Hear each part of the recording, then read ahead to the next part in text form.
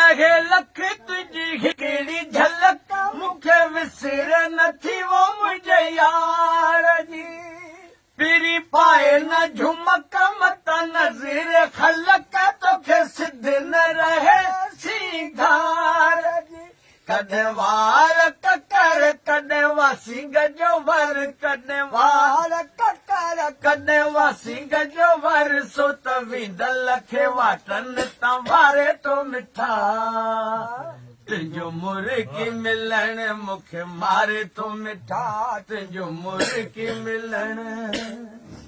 गिची सनड़ी सनम तुझा हथड़ा नरम तोखे पारत आहे वो मुझे प्यार जी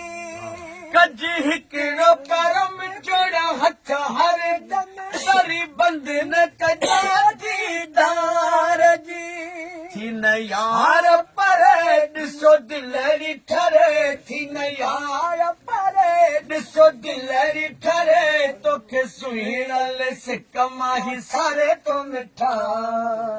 तुंहिंजो मुर्गी मिलण मूंखे मारे तो मिठा तुंहिंजो मुर्गी मिलण करियां कहिड़ी कहानी तुंहिंजी यार जवानी ॾिस तेरहनि सालनि खां तीरवा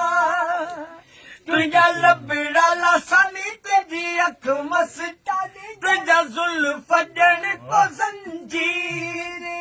तुझा वसबा बननि ॾिसो रखी बसड़नि तुझा वसबा बननि ॾिसो रखी बसड़नि तुंहिंजो ख़ुशि थी खिलण दिलि ठारे तो मिठा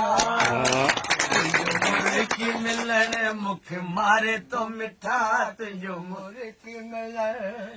नबी बख्श न कंहिंजी बका ही प्यार पुरानी रीत ॾिसी लो कलका कज पेर पका पंहिंजी यार पकी थी प्रीत कज ॻाल्हि न कनि जेकी चवे दुश्मन कज ॻाल्हि न कनि जेकी चवे दुश्मन छो हू पाण खरियो आहे तोखे खारे तो मिठा सुन पगली पवन सुन उड़ती घटा सुन पगली पवन सुन उड़ती घटा मेरा अंग अंग मेरी हर उमंग ये चली मैं तो जावी कैसा होता है नशा सुन पगली पवन सुन उड़ती घटा की चमक दिखलाए झलक आई बादलों के संग संग झूम के जी बोलिया